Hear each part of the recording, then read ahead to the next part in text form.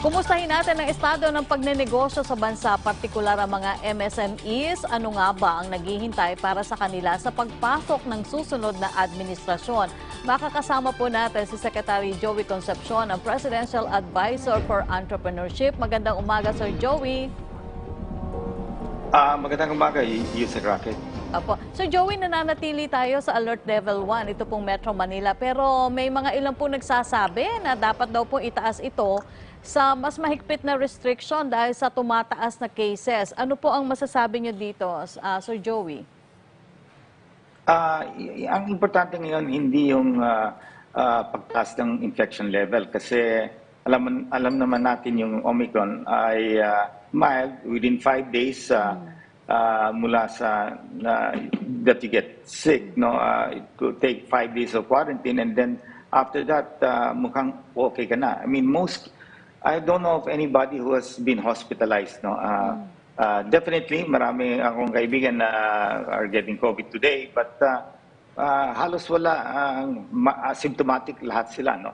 So, ang pananaw ko dito, we should only be concerned and maybe raise alert levels if the hospitals start to get full, no? At ngayon, lahat ng doktor nagsasabi, ang daming pasyente na nasa hospital, pero lahat sila walang COVID, no?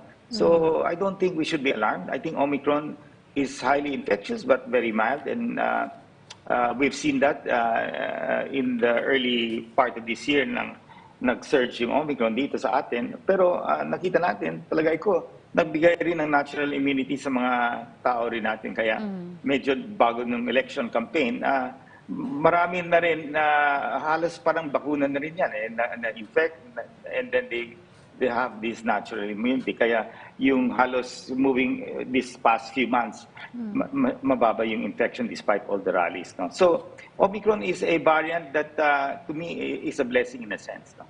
Opo. Pero dahil, Sir Joey, sa tumataas nga daw po na kaso at sakali lang po, no, mailagay nga po tayo sa mas mataas na alert level, isinusulong po kasi ng ilan na ibalik yung work from home setup. So ano po ang ano po ang masasabi niyo dito, Sir Joey? Well, yung private sector, dapat siguro they should make the call, no, whether they allow some work from home. Katulad sa kumpanya namin, katulad Friday today, we are doing work from home. Pero Monday to Thursday, lahat sila kailangan pumasok sa trabaho. Especially yung people who are manning the plants, no? Mga makina namin, kailangan pumunta sila sa factories or else hindi andar ang planta namin at mas lalong mas magiging problema yung food supply natin dito sa bansa, no? So, yun ang tingin ko. Syempre, may ilan dyan na masyadong mataas yung presyo ngayon ng gasolina, kaya medyo bumaba yung mobility natin sa mga kotse, halos wala ng traffic, no? Pero yun ang sinasabi ko, no, na ang malaking problema na papunta sa atin itong rising prices, no? Yun talaga ang the situation that I see moving forward, no? And that rising prices will affect consumer demand, no, for our products. At will cause a slowing down of the economy if this continues, no? Opo.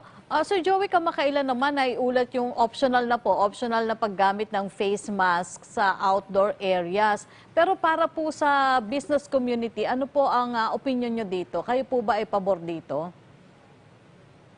Well, dapat since the Duterte administration has mandated the wearing of face mask outdoor, dapat sundin natin at bigyan natin ng respeto na itong panukala nila na until this administration ends, no? And it's going to end at the end of this month. Let's respect the rules, no? And I think in the next administration, pag-usapan natin at nung nag-meeting kami ni President-elect BBM, he's open to the idea naman. Ang tingin ko naman dito, on outdoor settings, palagay ko, let's allow the LGUs to decide whether face mask is required. In my own judgment, face mask outdoors should be encouraged but not mandated. Now, indoors, we should really insist that they continue to wear face masks, no? Indoors, no? Sa ibang bansa, sinabi ko rin na halos wala ng face mask both indoors and outdoors, pero I don't think we should move into that level of risk, no? Indoors, we should still continue to insist that our people wear face masks inside restaurants and malls, etc., no? But outdoors, bigyan natin ng leeway ang LGU to decide on that. Opo. Tutungo po ako maya-maya lamang doon po sa naging pulong nyo with incoming President Bongbong Marcos. Pero ngayon po, hingin ko lang din po yung assessment ninyo sa estado ng bakunahan sa bansa. Bagamat medyo mababa po yung turnout. Sir Joey, tingin nyo acceptable po ba yung bilang ng mga nababakunahan na ngayon? Well, sa primary doses, halos malapit na tayo sa mga 75%, pero matagal na yan. So medyo waning na ang immunity doon. Yung first booster shot, halos mababa sa 20%. So malayo pa rin tayo sa first booster shot, no? At second booster, mas problema pa rin yan, no? So our citizens should really be encouraged to take the boosters kasi nagbibigay siya ng protection, no, against severe infection and death, no. And there are chances that it can also prevent us from infection. Pero meron dyan, no. So I'm encouraging our citizens to take the first booster, especially, no. You will not be able to travel out of the Philippines to other countries kung wala kang primary dose at first booster shot. Sa second booster, we are appealing to HTAC, no, to allow the 50 years and above to be allowed to take the second booster. Kasi may mga bakuna para sa mga empleyado namin, no? At nag-expire na siya. At before it expires, we want to give it to our employees who are 50 years old. Pero naka-deadlock pa tayo dito. Ayaw pumayo yung HTAC. Sana yung DOH will override this. Kasi masasayang nilang mga vaccines na binili namin para sa mga empleyado namin, no? Opo, yun na nga po, nabanggit nyo kanina, nag-meeting na po kayo with President-elect Marcos Jr. kamakailan. Pero ano po yung plano ni incoming President para po sa mga MSME sa bansa? Well, the MSMEs are, he knows the importance. This sector is basically 90% of the business community. They contribute 62% of job generation in the Philippines, no? At alam naman natin, alam ni President-elect BBM na they have faced one of the toughest challenges in this pandemic. Marami sa kanila na nalugi dito sa pandemya kasi dahil sa mga lockdowns. And yung banking community, importante yan sa mga MSMEs kasi yung working capital, hindi kasing laki ng working capital ng mga malaking corporations. Siyempre, yung banking community, mas mataas yung kumpiyansa nila sa mga larger companies, no? So, tutulong si President-elect BBM. Alam naman niya that to create a equal opportunity for all Filipinos and create greater prosperity for all and improve the poverty level in this country, the only way is to help our MSMEs succeed, no?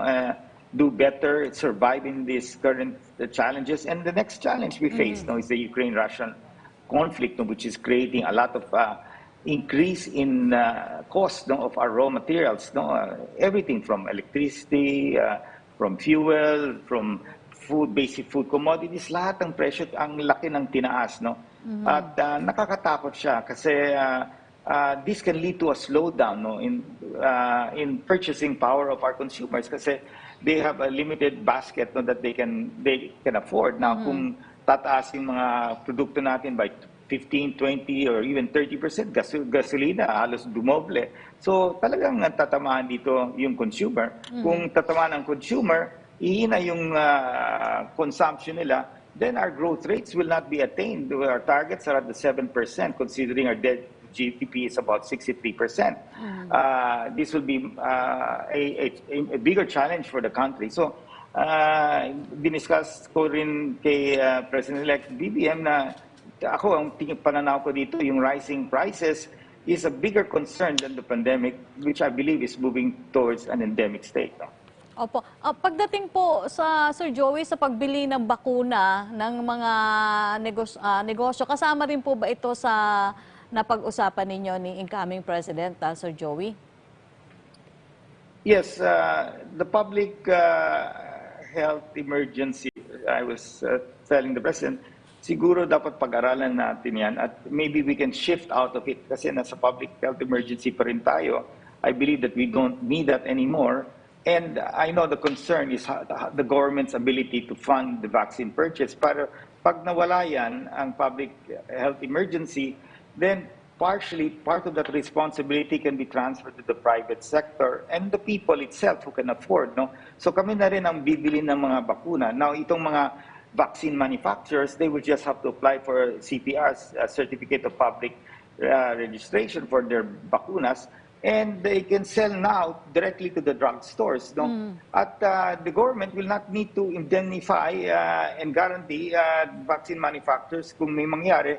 They will shoulder the cost. Now, it will be the vaccine manufacturers who are making money out of these vaccines to be able to take care of if anything happens. No? And we've already taken these vaccines anyway. So yun ang importante, yun ang pinakamalaking benefit na the burden of purchasing the vaccines will not be only with the government but will be transferred to the citizens itself who can afford. Now, yung mga citizens natin na hindi kayang bumili ng bakuna, maybe that's where the government can continue its vaccination program. No? So it will be parang a shared responsibility between the private sector, the citizens, and the government. No? So that is the whole idea of moving out from a public health emergency to back to transferring this role to both the vaccine manufacturers and the private sector. Opo, nakita ko lang po sa newsfeed, Sir Joey, na nabanggit niyo po na ang AstraZeneca magpa-file po ng application para po sa Certificate of Product Registration. Ano po ang mga detalye nito, Sir Joey? Well, according to the CEO, Lotis Amin, AstraZeneca will soon be filing the CPR, no? At palagi ko the FDA will definitely approve it kasi we've inoculated millions of people already with AstraZeneca. And likewise with Moderna and Pfizer, they've already been given to our people. So I don't see any reason why the CPRs will not be approved, no? And that they can now sell it to the drugstores, and the people, upon getting a prescription from their doctors, can buy these vaccines. Katulad ng ginagawa natin sa pneumonia, sa shingle shots, sa flu shots, tayo naman ang bumibili noon, no? Sometimes the government helps in the case of those who cannot afford, no? So I think that is the transition that I'm saying, that we eventually have to move there, and to do that is you have to remove the public health emergency, no? Opo. Sir Joey, kunin ko na lamang yung inyong mensahe sa ating mga kababayan. Go ahead po, Sir Joey. So, we're now moving towards the transition of the next administration. And I think I'd like to thank the President, Duterte, for really doing a great job, especially in this pandemic. Yung public-private partnership namin with Secretary Galvez and Secretary Duque sa pagbili ng mga PCR equipment, sa mga bakuna, at the deployment and all the support that the private and public sector has, itong teamwork has brought us to this level where we are today, no? Maski tumataas yung infection level, under control tayo, huwag tayong matakot. All the doctors are saying that hindi napupunong hospital. Mas maraming pasyente ngayon dyan na hindi COVID, no? So, I think this administration deserves the congratulations for a job well done. And again, to the President, for really supporting MSMEs. And we will continue to work with President-elect Bongbong Marcos to ensure that our micro, small, and medium entrepreneurs will continue to grow under his administration. Opo. Maraming salamat po sa inyong paglalaan ng oras sa amin, Secretary Joey Concepcion.